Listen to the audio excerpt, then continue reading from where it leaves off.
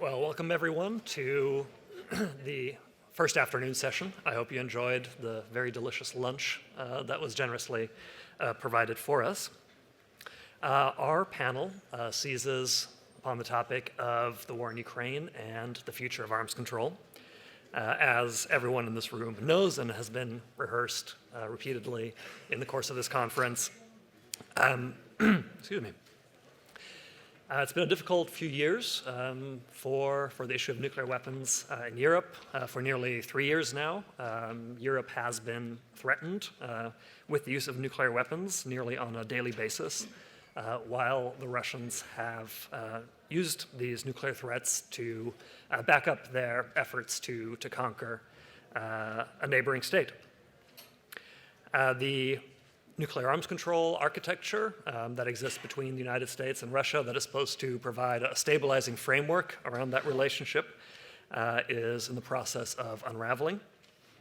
And the consequences for European security are, of course, dire. As of last week, we know that there will be an American administration coming in that, on the one hand, is probably more open to the idea of negotiations with the Russian Federation, but at the same time will probably have much less interest in arms control per se than the administration that precedes it. So the situation presents some fundamental questions that we can address here on the panel. Some of these are about the relationship between a potential ceasefire between Ukraine and Russia and the effects on future arms control negotiations. We might be asking ourselves whether arms control should also include the conventional side of things and not just nuclear weapons. And then finally, what possibilities might there be for renegotiating nuclear arms control arrangements between the United States and Russia, and whether there's any role for the European states to play in that process.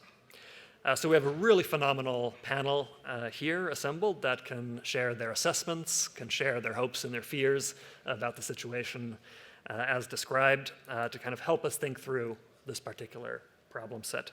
I'll ask them to offer some opening observations and thoughts in the order in which they are listed on the agenda. So that will be the first one will be Carmen Romero, who's the Director of Security Policy at NATO, who will be followed by a last-minute replacement for Petra, and that is Marta Witkowska, who is the Deputy Head of Division at the European External Action Service, immediately here to my left. Third will be Irina Maximenko, who is the Deputy Head of European Security Studies and a Senior Research Fellow, as well as an Associate Professor in the Department of International Relations at the University in Odessa. And finally, we have Plamen Pantev, who's the founder and director of the Institute for Security and International Studies in Sofia. So with that, I'd like to turn the microphone over to Carmen, please. Thank you very much, Alex. And I hope that after lunch you will not fall asleep. So, but I don't think so, because we have so much to share with you. So first of all, thank you to the organizers, and thank you for inviting NATO one more year to this very important conference. And during the 2 days of debate that you have been having, many have stressed, because my colleague has been following the debate, so most of you have stressed the fact that we face an erosion of the ADN architecture due to Russia's actions. And we, from a NATO perspective, we fully agree. We agree with the fact that Moscow's actions before and since the illegal aggression against Ukraine have undermined the ADN architecture in Europe, but also at global level. And this is why it's key to reaffirm the importance of the ADN norms, to work closely together with the many partners that we have in this room and beyond, and also with the academia, with the experts, so that we can look at how we can continue to implement the ADN architecture that we have in place and also think about new possibilities, and you were mentioning a few elements of that. So importance of dialogue and risk reduction, dealing with new challenges overall in the ADN architecture. And something Russia has not done is Russia has not made ADN redundant. And I think this is very important because the objectives of ADN instruments continue to be to preserve peace, to have strategic stability based on the UN Charter and international law, objectives that we continue to fight for.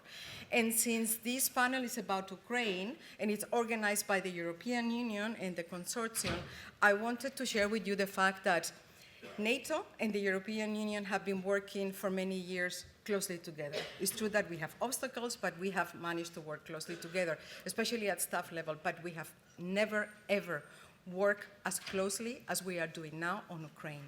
And we have the support of our citizens to do that. And also when you look at our citizens, actually, 90% of the citizens of the European Union live in a NATO country, so this cooperation really makes sense. So based on your questions, Alex, I would like to speak about three things. A few elements about the current situation in Ukraine and NATO strategy. Second, about a few reflections on arms control in the current environment. And then third, nuclear arms control in Russia, since you also raised that. So the point of departure is that Russia's unprovoked war of aggression against Ukraine is a violation of the UN Charter, and has also seriously undermined the cooperative security architecture that we built together at the end of the Cold War. And Ukraine is defending itself from an invasion, and Ukraine's heroic defense and our support has kept this country, Ukraine, our neighbor, in the fight.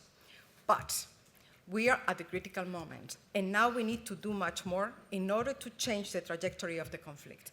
I just come from a meeting of the North Atlantic Council. As you know, the North Atlantic Council is basically where the 32 allies sit together with Secretary Blinken, and everybody was saying the same.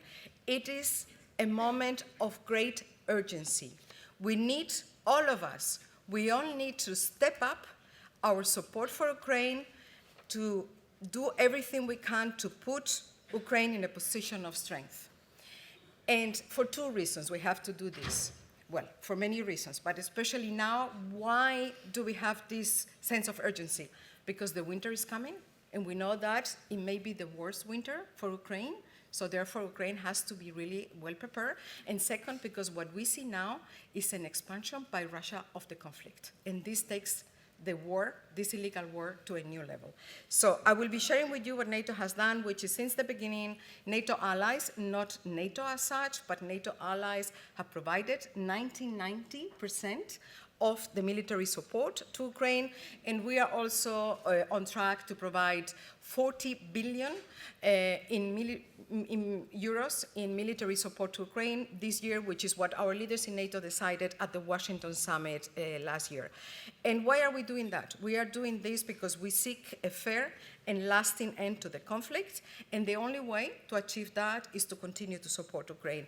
And what Ukraine is doing is defending, not only fighting for its own independence, but also for European security, for the defense of our values, and for the overall international system. And then what we have seen is that even if President Putin continues to invade Ukrainian territory, he's failing to achieve his strategic objectives. So Sweden and Finland joined NATO. So basically he wanted less NATO, and he got more NATO. A border now bigger by no longer 1,300 kilometers. He wanted a weak NATO, and he got a stronger NATO. A NATO that now has 500,000 troops at high readiness, and I can tell you that was not the case before the invasion, full-fledged invasion of Ukraine. So, and Putin has also mainly tried to prolong and expand this war, and he has become more reliant on his authoritarian friends. He started with Belarus. We saw at the beginning mainly Belarus.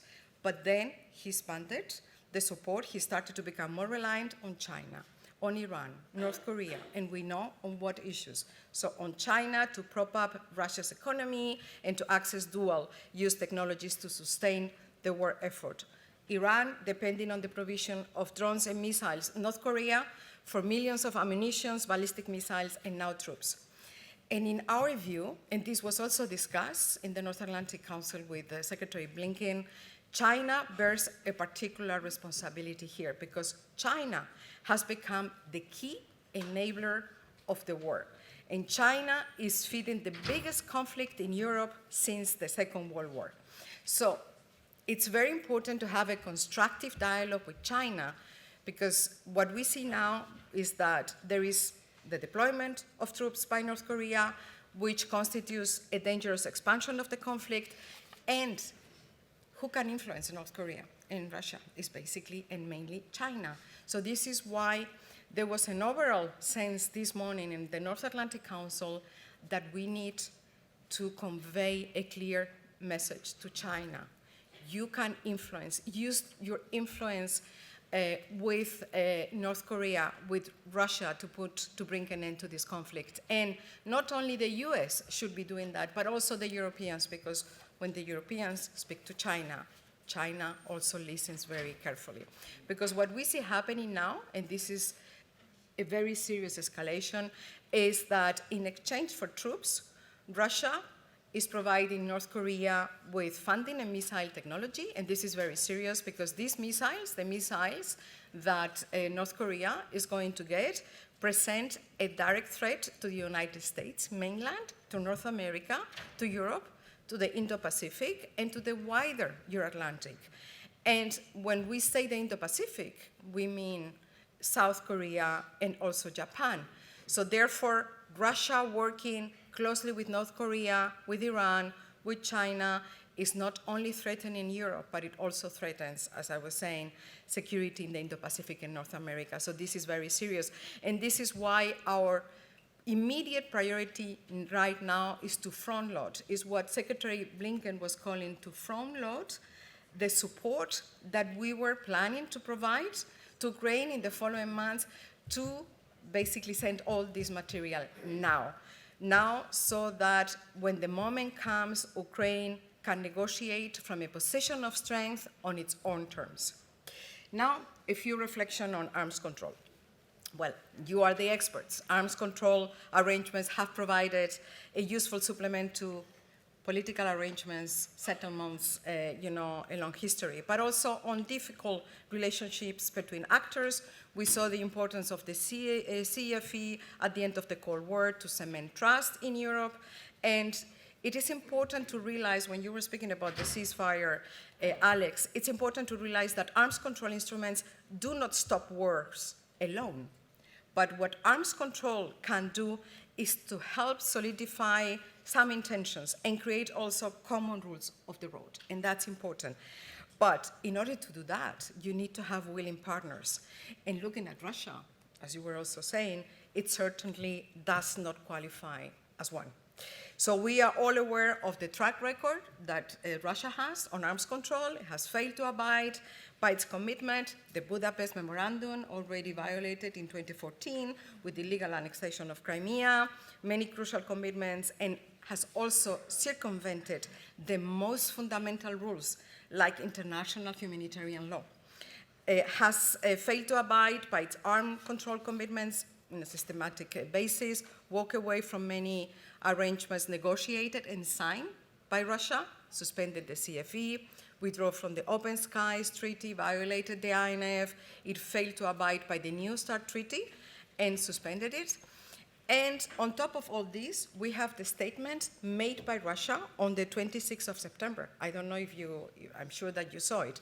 So the statement about asserting that the denuclearization of North Korea is off the table.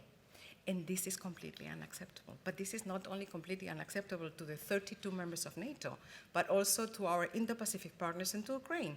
And it was actually last Thursday that we had a joint statement, as I was saying, with Australia, with Japan, New Zealand, Korea, and also together with Ukraine, saying that this is unacceptable, and that this Russian statement is part of Russia's wider effort to undermine global non-proliferation regimes and also dismantle UN sanctions. So very, very serious. And with this track record, it is difficult to make assumptions on the future. So unfortunately, what we see is that Russia has not given up on its aggressive objectives, wants to reshape the international system. And here we have three priorities. As I said, to support Ukraine defend itself, which is right, enshrined in the United Nations Charter, to achieve a fair and lasting peace. Second, to enhance our deterrence and defense. And why are we doing this? Because we need to deny any potential adversary any possible opportunities for aggression. And third, we are working very hard. We are working very hard with like-minded partners, and we have 35 in NATO, to defend the rules-based international order that has kept us safe for many decades. And this set of rules and norms based on the UN Charter and the international law have helped us also limit proliferation of WMD. And for NATO, these rules are essential.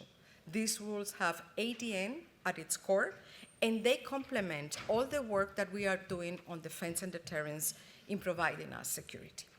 So, while we see that there are not many willing partners, what NATO is doing is to continue. We are not stopping our work. We continue to work to implement, support, strengthen existing ADN architecture. And we are also working at the UN with partners on the responsible use of new technologies.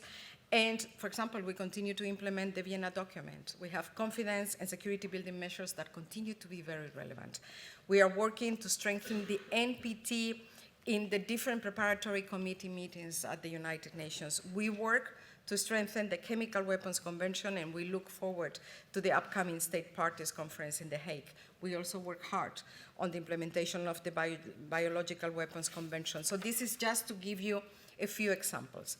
But now, nuclear and Russia. So, well, Russia has to live up to its responsibilities, especially because it's a nuclear weapons power state and is also a permanent member of the United UN Security Council, and it has to stop its nuclear rhetoric, which we don't see happening.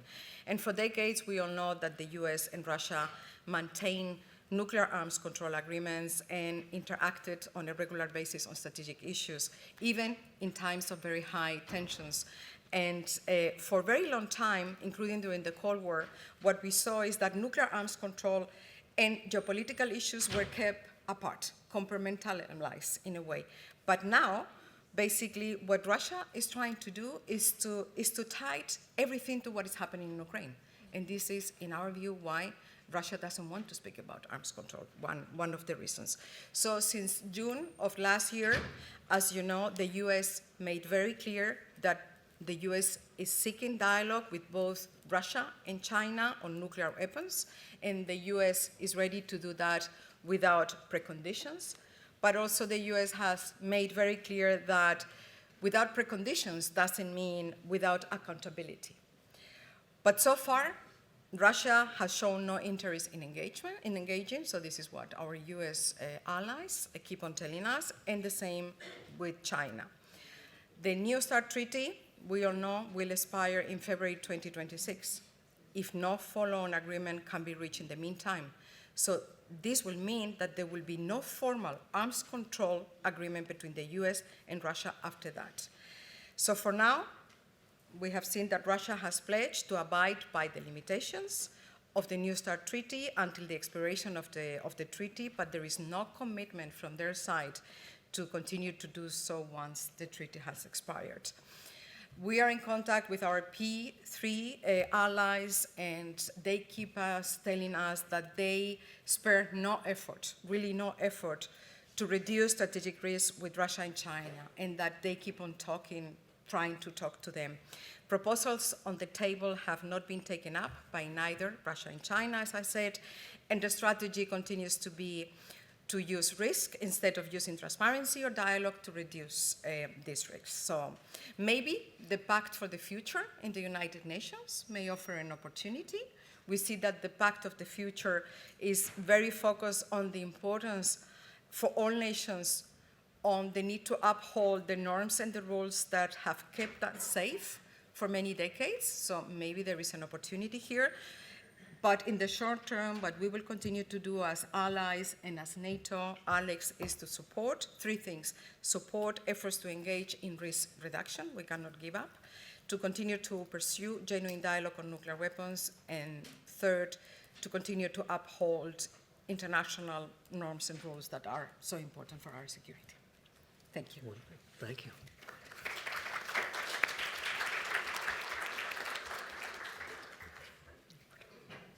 Yes. Thank you very much.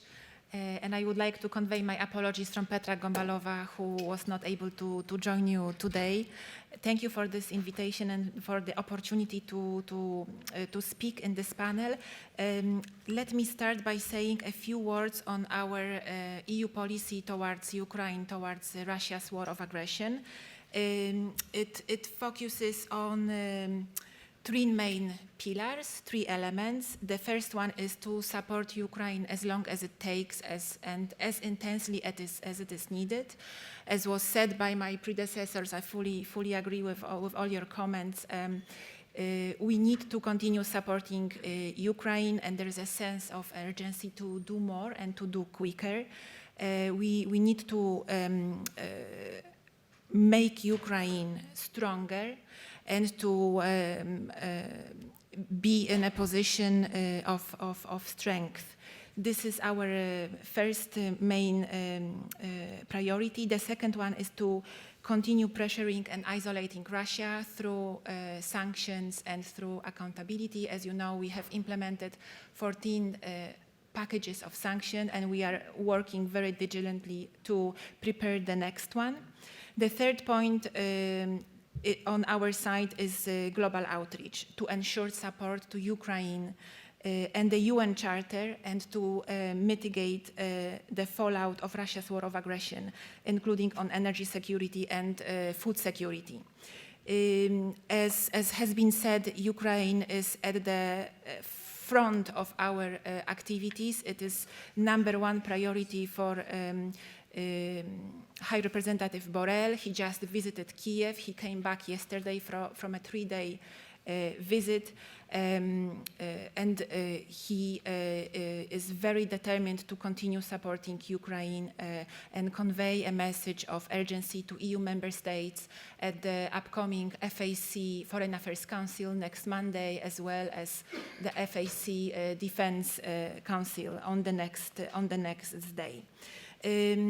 Coming back to our approach, you may also know that the EU signed last June joint EU-Ukraine security commitment. It's a guiding framework, guiding document that encompasses all strands of work of the European Union for Ukraine and to Ukraine, and these joint commitments, they complement bilateral joint security commitments signed by member states. There are 21 member states who signed commitments so far.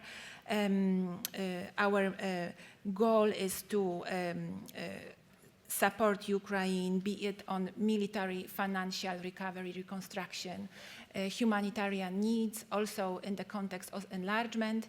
As for the European Union, Ukraine enlargement path and accession is the ultimate goal and the ultimate security guarantee for Ukraine to become a member state. When it comes to military support, and later on I will continue on non-proliferation and arms control, when it comes to military support, the EU and its member states have provided so far 124 billion euros of support to Ukraine, including 45.5 billion of military assistance, of which 6.1 is through the European Peace Facility. We continue steadfast supporting Ukraine when it comes to the military training through the EUMAM mission. We have trained so far over 63,000 Ukrainian soldiers, and our goal is to reach 75,000 by the end of the winter.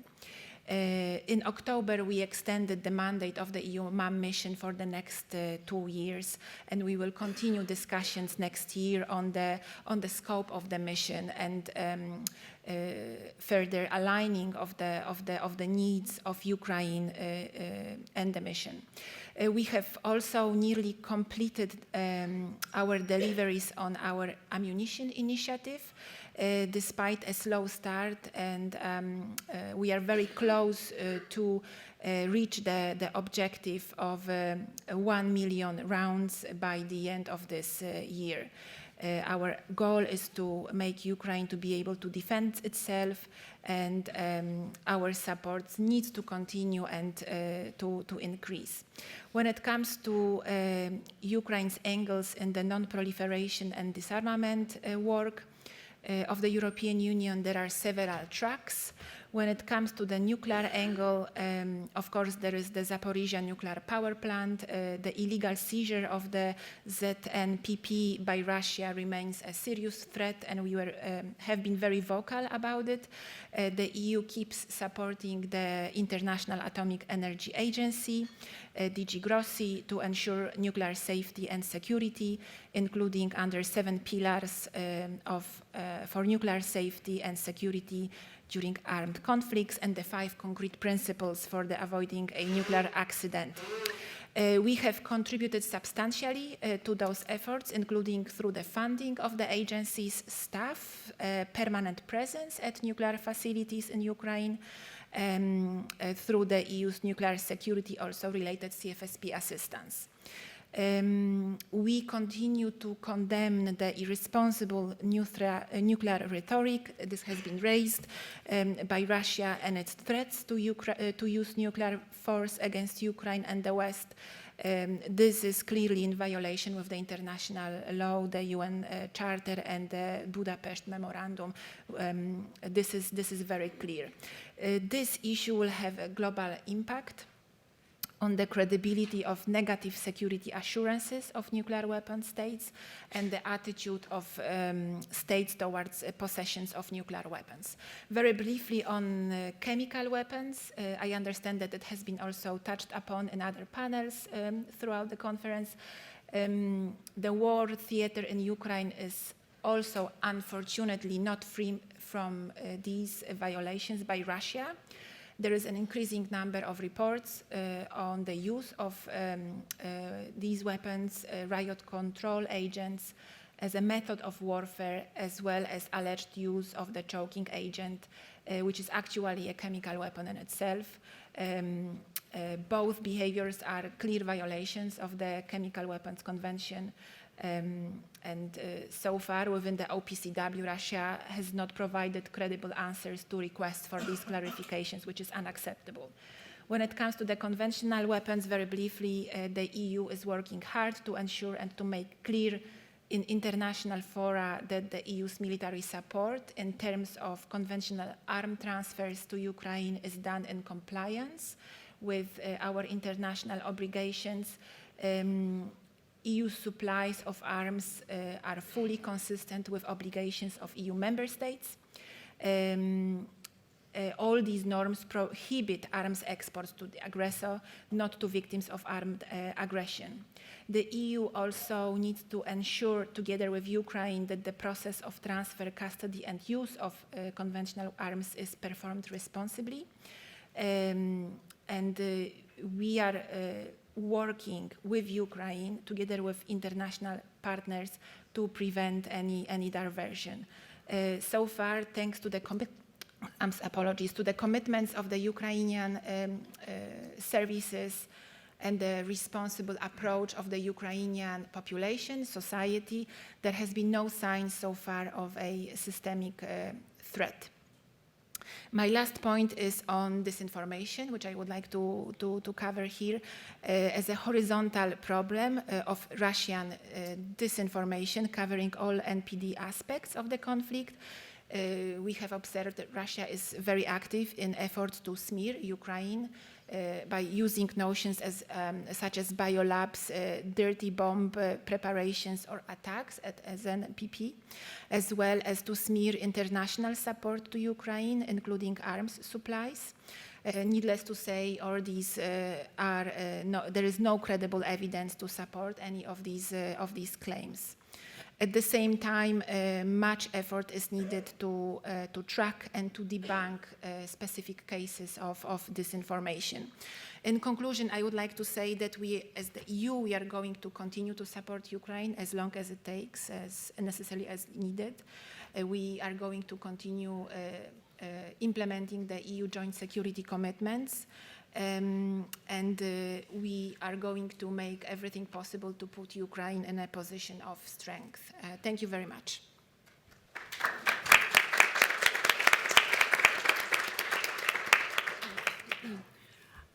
Thank you so much. And I would like to start my presentation also with deepest gratitude to the European Union, to the organizers of this very important meeting, and for this opportunity for us to share our views, to express our concerns, and also to think about how we can improve situation. And yes, and I would like to just maybe to remind, there is no need, but anyway, to mention that yesterday we heard many statements, remarks that arms control is one of the cornerstone of security and stability, as well as disarmament. But recent years are the years of instability and rearmament.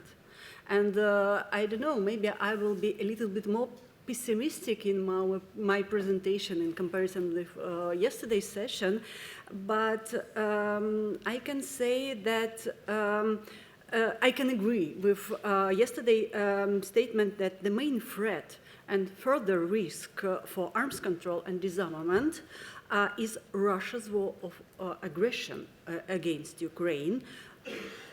And it's not surprisingly for us, but Russia does believe that this is a result, this war, of Kremlin's efforts to preserve the peace instability in Europe. It's exactly about this misinformation, disinformation, and fake propaganda against Ukraine and other countries. And in this case also, I would like, speaking about some kind of prospects for arms control negotiations and ceasefire between Ukraine and Russia, I would like to point out some moments. And I would like to start with that Russia's position on arms control negotiations is clear, but at the same time controversial. First of all, we can see a lot of statements that Russia sees no prospect of United States changing its Russophobic course, therefore, no dialogue on arms control due to destructive position of the United States, the country that officially declared the intention to achieve Moscow's strategic defeat.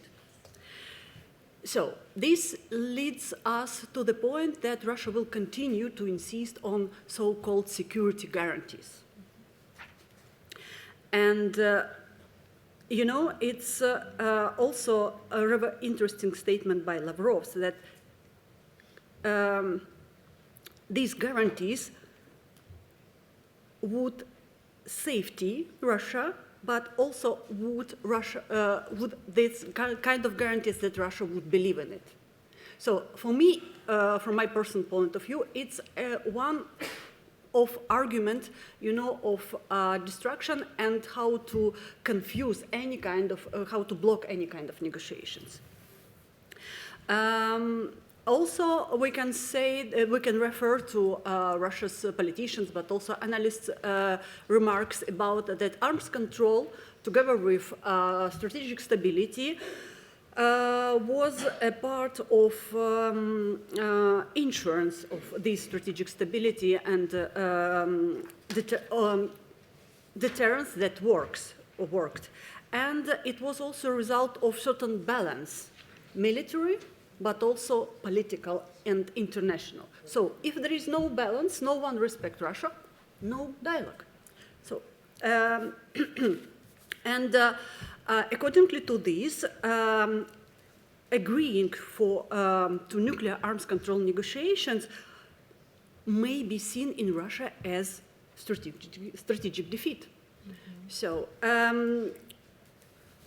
also we can say that Russia always links any prospects on arms control with the situation around Ukraine.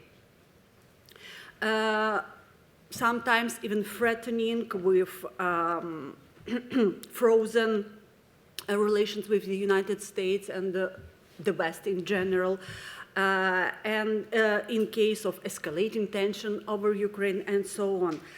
And moreover, I would like also to share with you one opinion that I do not believe that the future of Russia foremost depends on then and how the war on Ukraine finishes.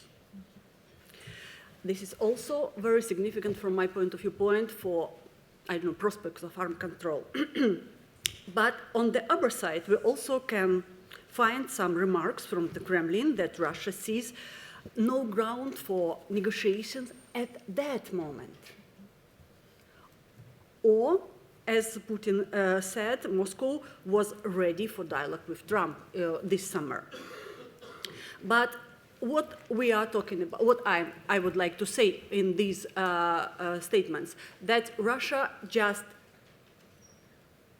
trying to have additional time while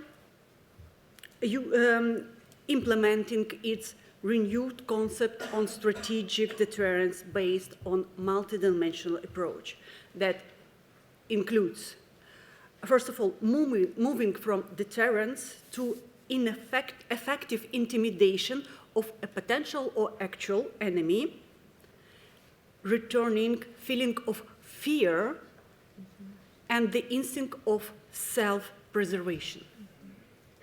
So the second, it's also second dimension. It's about creating a geopolitical security belt along the perimeter of Russia's borders, creating flexible coalitions with friendly states and forces, but first of all, nuclear weapon states, China, India, Pakistan, and keeping in mind Iran, and of course, and also back us to Ukraine, achieving the goals of the military operation in Ukraine.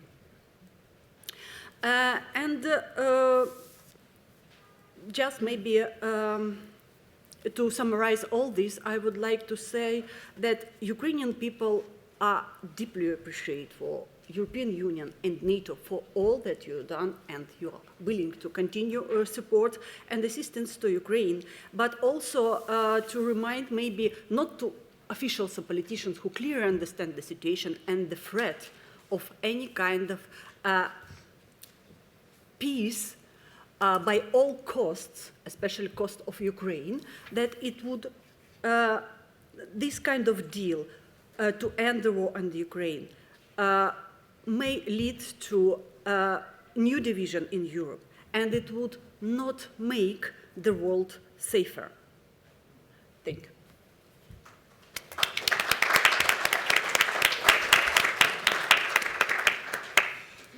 Thank you, Alex. My focus is also going to be on the issue of negotiations. I apologize, but I teach theory of international negotiations, and I allowed myself to focus on that. What is the real meaning of the call for negotiating? When coming from Moscow, it's an effort to portray Russia and Putin in a positive way and Ukraine negatively, with a subtle effect to induce diminishing the Western support for Kiev. When coming from the West, it displays a combination of fatigue in helping the victim of the aggression and misunderstanding. Russia, in fact, uses negotiations as a smokescreen before intensifying the war further west. International negotiations are neither a propaganda issue nor a smokescreen for aggressors. The theory of international negotiations provides practical opportunities to reach an agreement by balancing conflict interests through exchange or by realizing common interests, to take a decision together with an opponent or partner, and to contribute to an ongoing relationship that precedes the negotiations and will continue well after them. The theoretic instruments of utilizing these opportunities are various.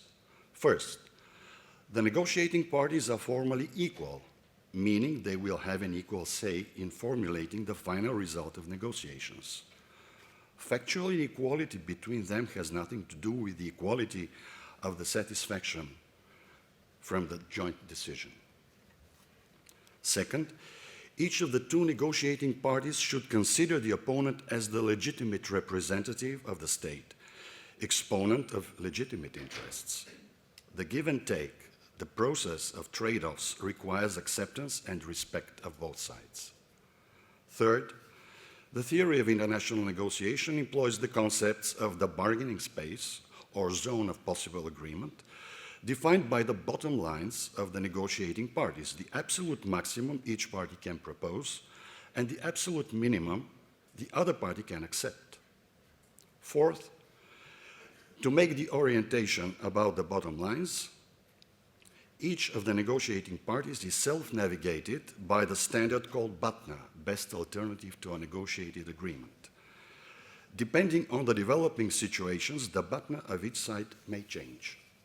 How these theoretic requirements fit to the eventual Russia-Ukraine negotiations.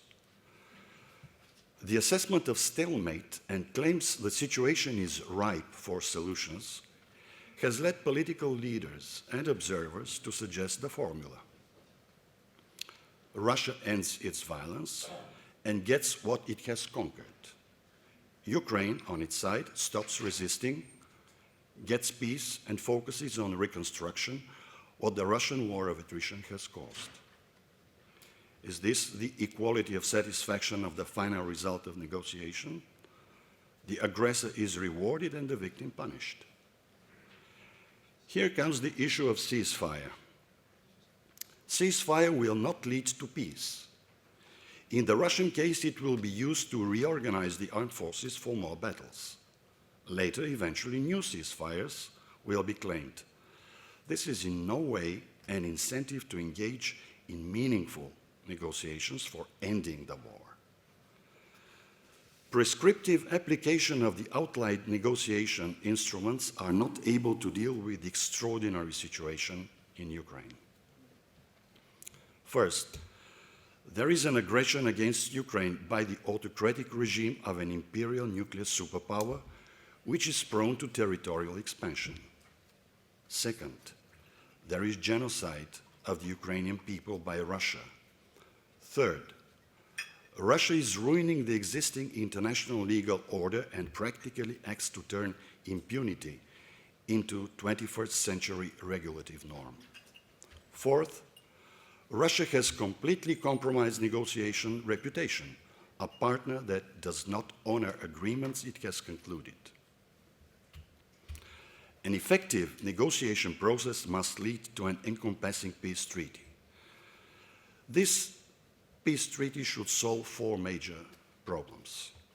First, full return of Ukrainian territory to the sovereign state of Ukraine, as provided in the bilateral treaties with Russia and the agreement for the dissolution of the Soviet Federation.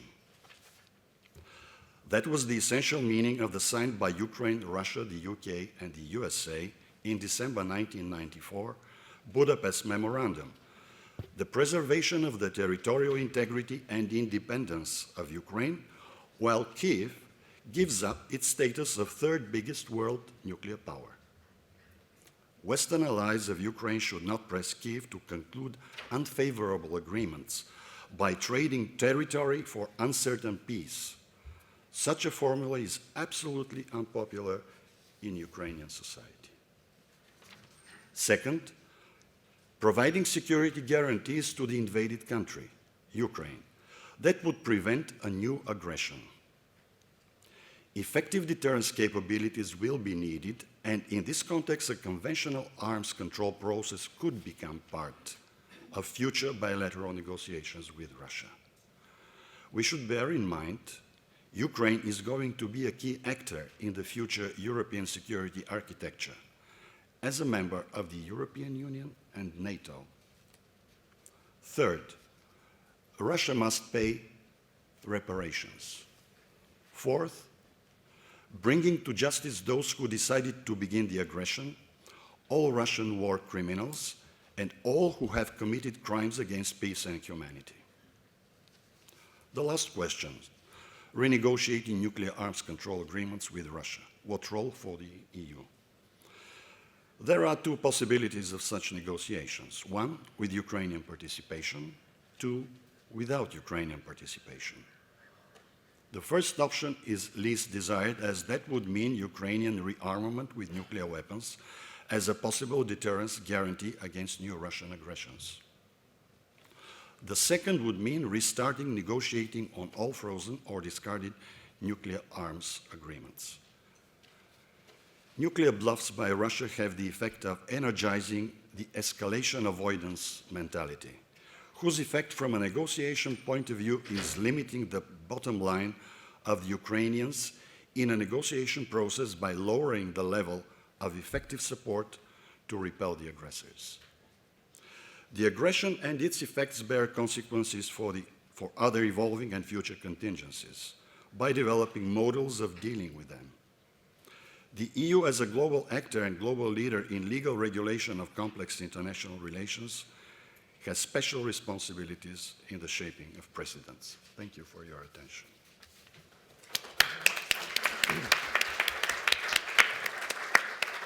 Well, thank you to the entire panel for giving us such a rich menu of topics. I'd like to bring the audience into the conversation now. So if you have a question, if you could please raise a hand and the microphone will find you.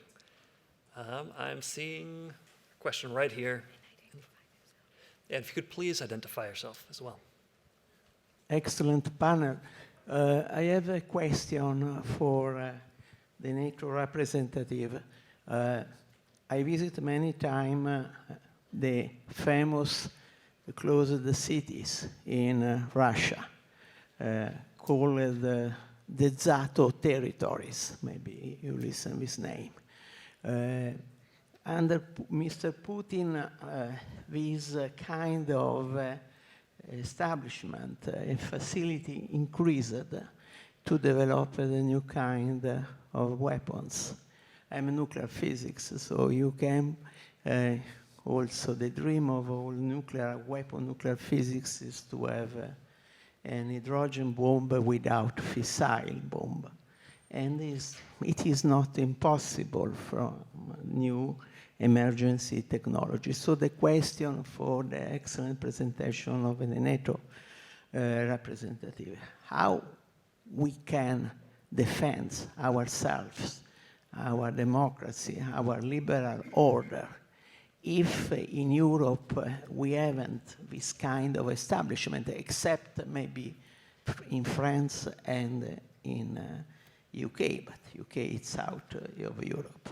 So why not to start a serious discussion concerning the enforcement of the scientific and technological establishment in nuclear energy, not only for energy production, but also for defense? This is the question. Could you clarify the question again? Since you are a physician, we didn't understand completely your question. So how can we defend our democracies when we don't have, are you talking about supporting scientific? Yeah, no, I'm not supporting nuclear weapons. I'm saying that we need to reestablish nuclear facilities, not only for energy production, but also for future defense. Because Mr. Putin has spent already 3 years, lose a lot of lands, and I don't see any way for him to return back. And Ukraine, unfortunately, is becoming a sort of test experiment. Okay. All right, thank you. And we had another question just 1 or 2 rows behind. Thank you. Thank you. Thank you for the panelists. And I'm Shen Jian, Ambassador for Disarmament of China. So to answer comments, the message is well received, and you said that you need to send the clear message to China. I think the message has already been sent on various occasions, bilaterally and on different occasions, and our spokesperson for Foreign Affairs have answered that, responded to that, so I will not go into details. But I feel like yesterday I quoted Secretary of State Blinken's remarks that if you are not at the table, you will be in the menu. Now I'm sitting in the audience, so China was included in your menu. But just to respond briefly and two questions to comment. On the issue of Ukraine, we know well the positions of NATO and European Union and other countries. I have to reiterate that China is not the creator of the crisis, is not a participant of or the party to the conflict. And of course, just now you mentioned that China is enabler of Russia's special military operations. I cannot agree with that, as we are having normal economic trade relations as many other countries did with Russia. And for the economic and trade benefit for social development, it's normal trade relations, and also in line with our international legal obligations. On the dual use issue, I was dealing with export control in 2022, and I remember very clearly that immediately after the start of the conflict, we tightened our export control, especially regarding dual-use goods to either side. We never export lethal weapon systems to either side of the parties. And we tightened our export control on dual-use goods, including drones. And I remember we spent a lot of time discussing with our Ministry of Commerce and Customs Office how to tighten the control of dual-use or even civilian-use drones to either side.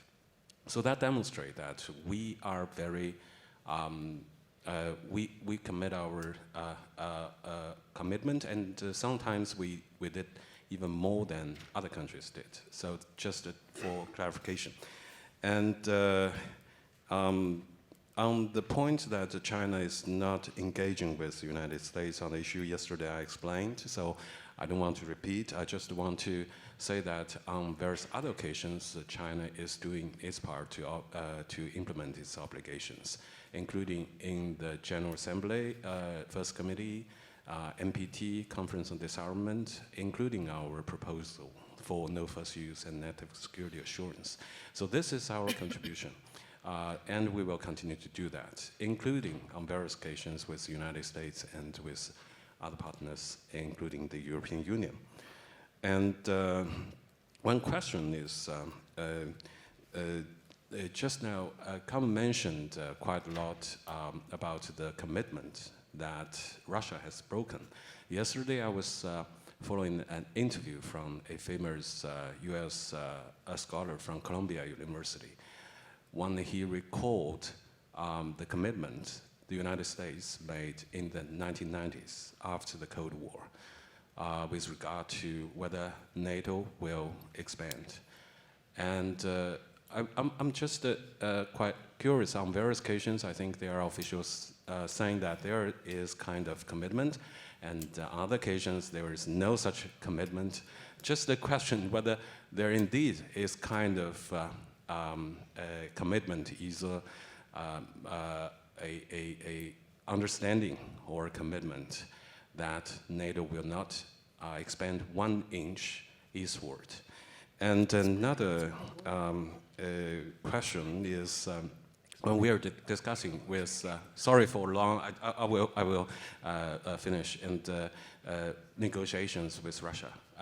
When Russia responded that when there is the objective of strategic defeat of Russia, they are in no position to discuss or negotiate with its partner, with the United States or other countries. So is it really the objective for strategic defeat of Russia? And as far as China is concerned, we believe that fundamental way is to establish a sustainable and security framework in Eurasia. Thank you. Thank you for that. We'll take one more question that was over here.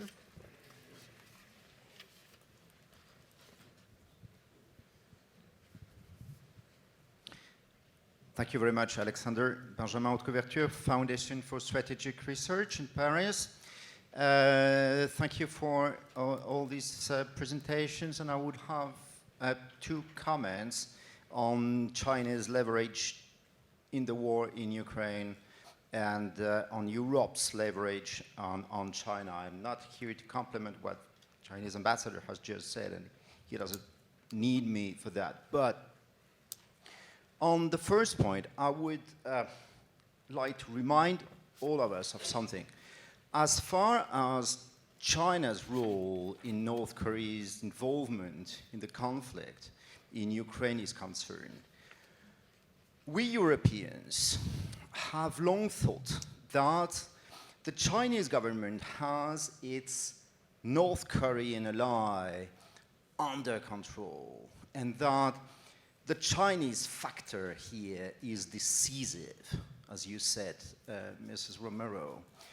Unfortunately, after all these years of North Korean proliferation, it appears that the reality we are facing is much more complicated, even on that point.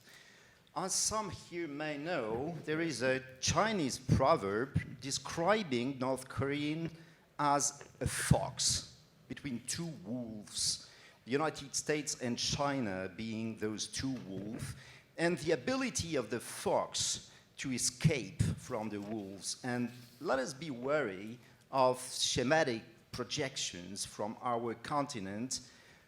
China does not decide what is done in Pyongyang, and I think that we have to accept that. So this is the first point. And the second point is, we heard when Europeans talk to China, China listens. Well, I take note of such an optimism, if you wish, but when it comes to real strategic matters, I very much doubt that this optimism can be specifically and really well documented.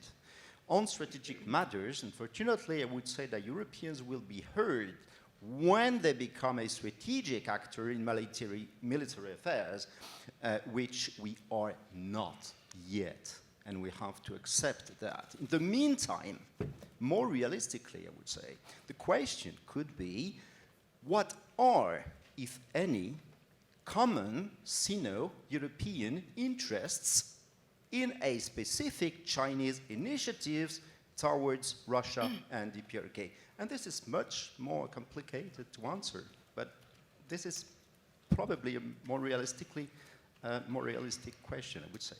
Thank you very much. Okay, so if I understood the question from the Italian friend correctly, in relation to nuclear, obviously I can speak for NATO, and NATO is a nuclear alliance, and NATO is doing everything possible to modernize its nuclear deterrence, because we consider that nuclear deterrence is key to preserve peace and to protect our citizens. So basically, nuclear deterrence is the ultimate deterrence of NATO, and as you know, our policy is that we also seek a world without nuclear weapons, but as long as we have nuclear weapons in the world, we need to continue to keep our nuclear deterrence safe and do everything to achieve that, which is a fact. So, but at the same time, we support the NPT and all the arms control mechanisms also related to nuclear. Thank you to our Chinese friend, ambassador. it's good to have you in the menu because we want China to be part of the menu. And actually, I'm really sorry that we had our annual NATO WMD conference and we invited China to be part of it, and this year didn't attend and refused to attend. So I'm very pleased that we are here together today because we want China to be part of the menu. And obviously, I fully respect what you said. Our analysis is very different. We have 32 leaders of NATO and an organization that represents half of the world's military might and of the half of the world's economic might, who have agreed that China has become a key enabler of this war, and that our French friends said that China, as you also, doesn't decide what happens in North Korea. And we are not saying that China decides what is North Korea doing, but what we are saying is that China can play a huge influence on North Korea. And this is why we will use all our channels of dialogue, constructive dialogue with our Chinese friends to call you to do everything you can to influence North Korea to stop this expansion of the conflict by Russia, because Russia will be paying back to North Korea, and this represents now not only a threat, what is happening in Ukraine, to European security, but also to North America's security and also to the security of the Euro-Atlantic. So, but of course, I fully respect, but I have a different view. Well, 32 countries have a different view. And that's it, because I think the comments, the French friend was only comments, so no direct questions. So that's it from my side. But. Would anyone else like to tackle some of these questions, issues that have been raised? Yes, just one notice. As China has a peace plan suggested, the perception is that China is not impartial in this aggressive war against Ukraine by Russia, and this is why it has not collected many supporters. Trade relations with a neighboring country are okay, everybody understands that. But how does it fit to the principles of peaceful coexistence, general principles, worldwide? It's not enough as an explanation here. Okay. Yeah.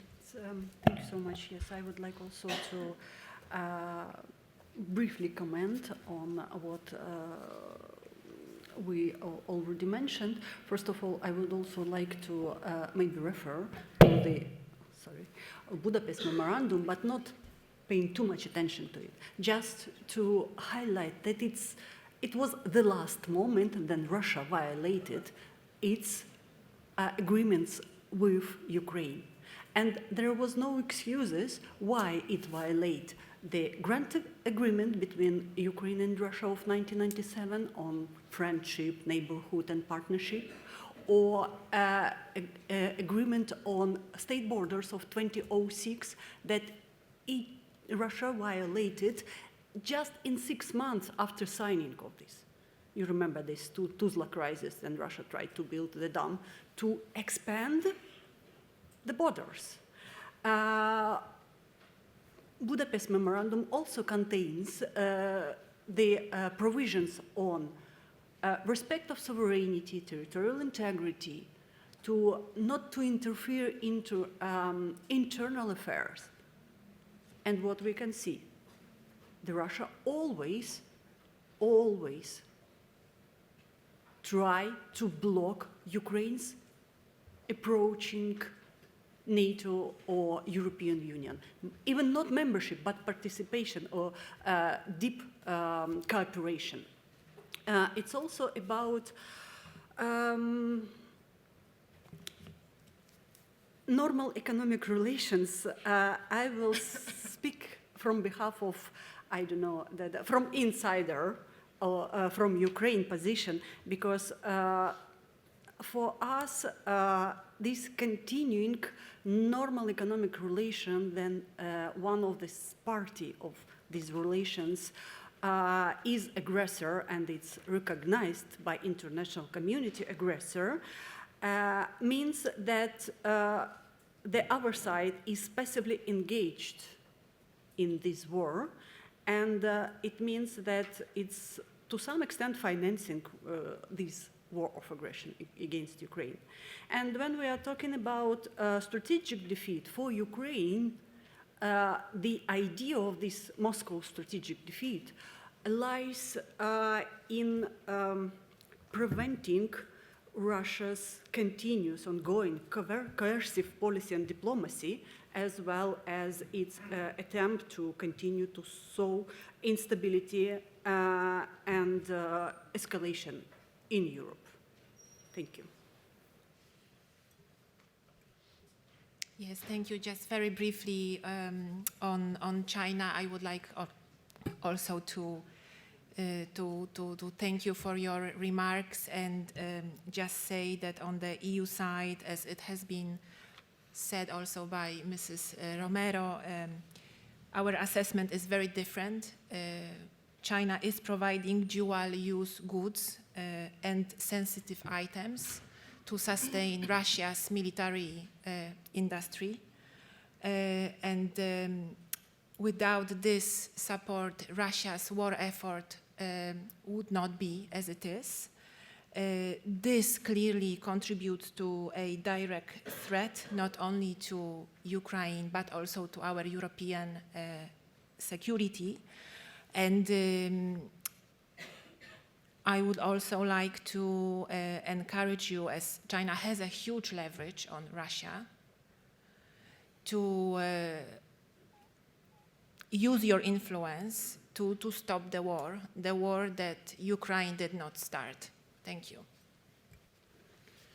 So we are almost at time. However, I've been given a written permission slip to do one extra round of questions and answers. So thank you to the organizers for that. I saw there were two questions right here in the front. So we'll just take those. I will just ask you to keep the questions crisp as possible, also out of respect for the next panel that should be starting very soon. Thank you. Thank you for the interesting debate. I'm Margareta Keenan-Ellen from Switzerland, not yet an EU country. I represent Basel Peace Office and Peace Women Across the Globe, so two non-governmental organizations of Switzerland. My question is about nuclear security.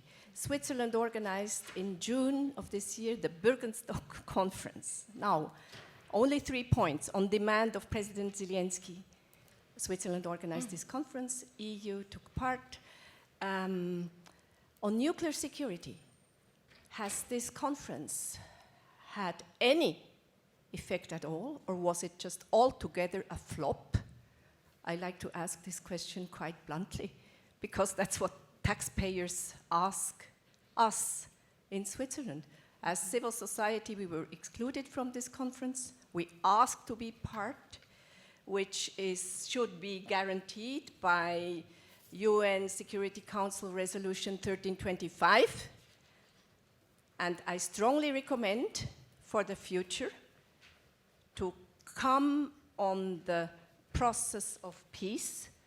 Peace Women Across the Globe has developed a graphic which you find on our website, Understanding Peace Processes. I do not suggest that your honorable podium does not understand peace processes as exposed, but please include women, please include population from the conflict and war zones. I say this as a person who has initiated a program in Ukraine, specifically in eastern Ukraine, with Peace Women Across the Globe. My question goes to the representative of NATO and also to Ms. Petrovska. Thank you. And we'll just take one more question right here in the front. I'm terribly sorry. I'll choose the gentleman with the red tie on this occasion.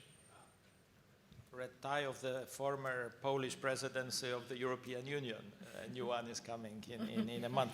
Jacek Bylica from the International Atomic Energy Agency. I'd like to thank the panel, and specifically I'd like to thank Marta, the representative of the EEAS, for having mentioned the role that the IAEA is playing since the beginning of the war in preventing a nuclear or radiological accident in Ukraine.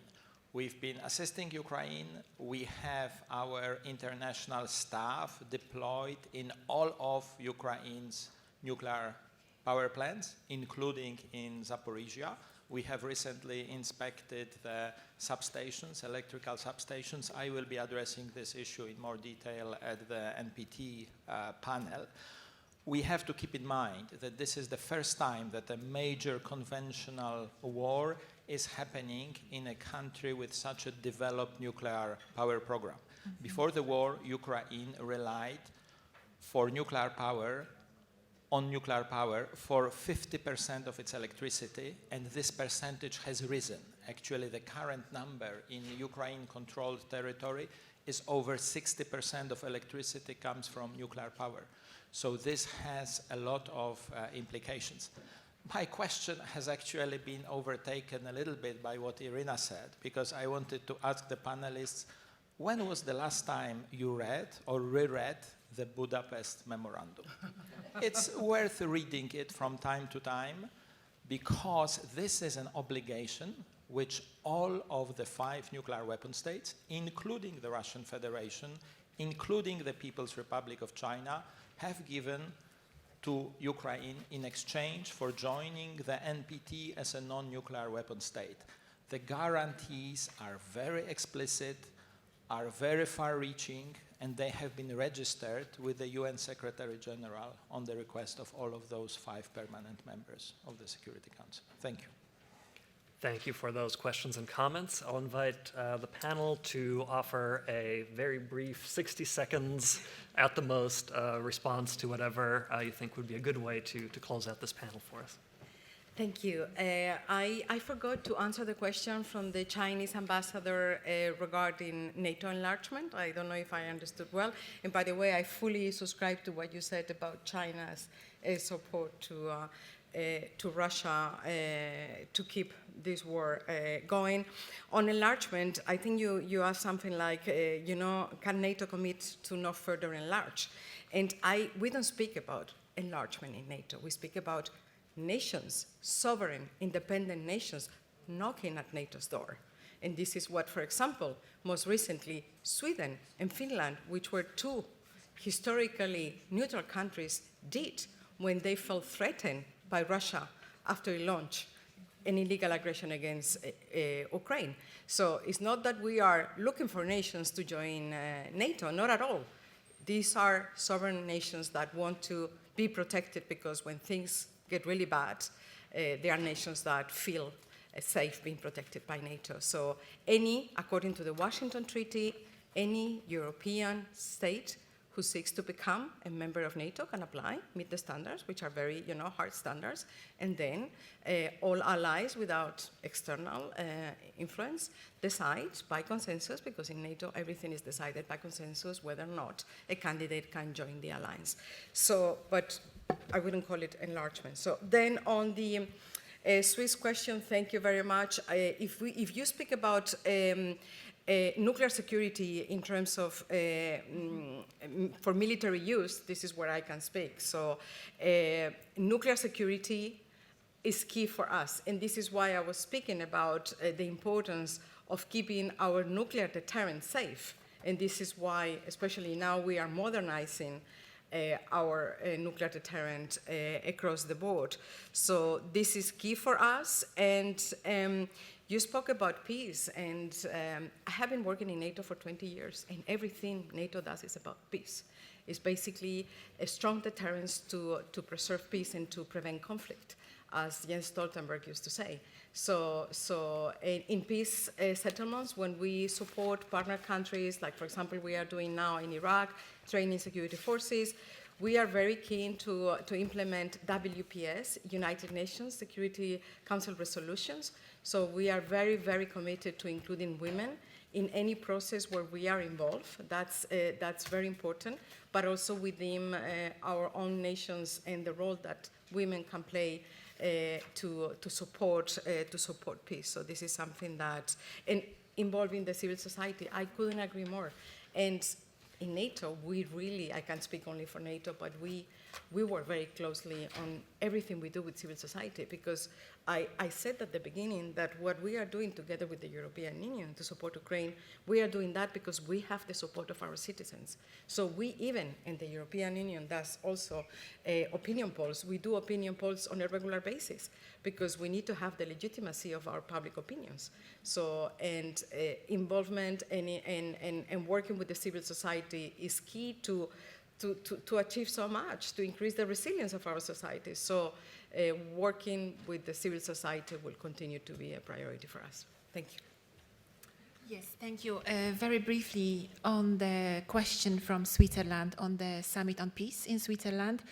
It's actually the opposite. The summit was a great success.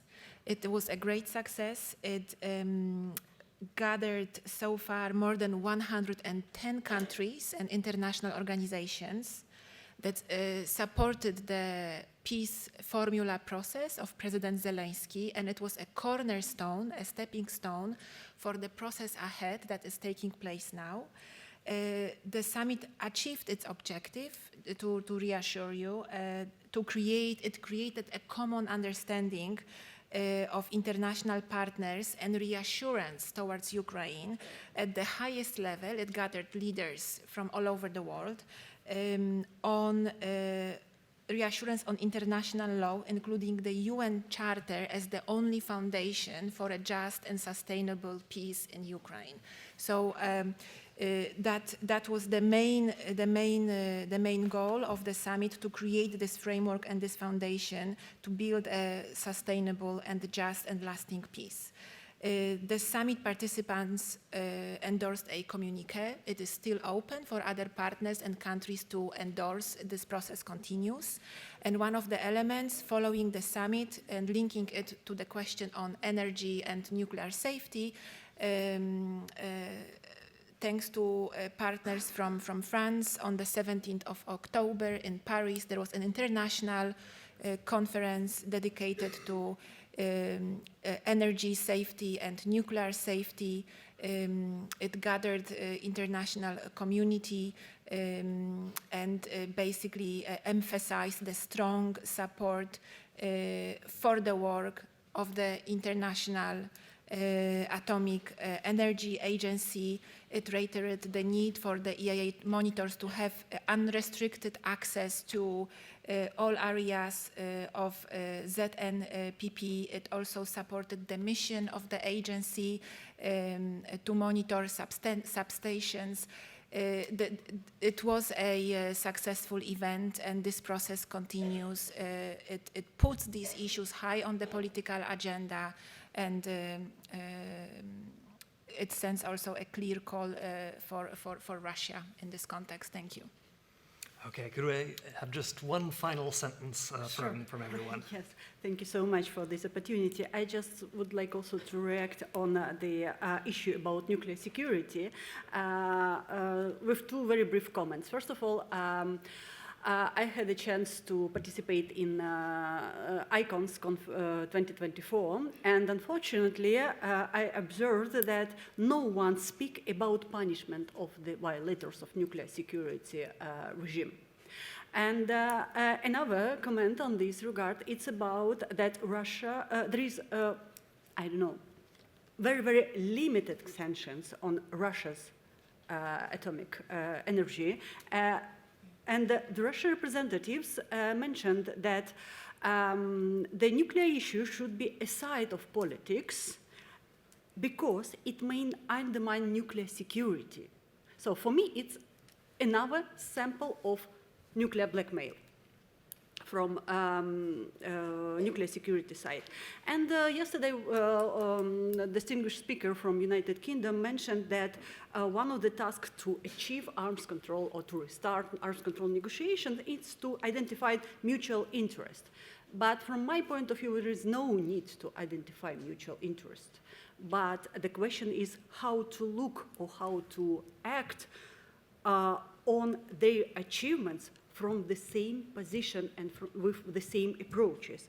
And just to conclude, that leads us to understanding that we need to explore more about arms control in current situation. Thank you so much. All right, thank you. I'm afraid I will have to call things to a conclusion here. I hope we can continue this conversation over dinner, perhaps. But for now, please join me in thanking this absolutely phenomenal panel.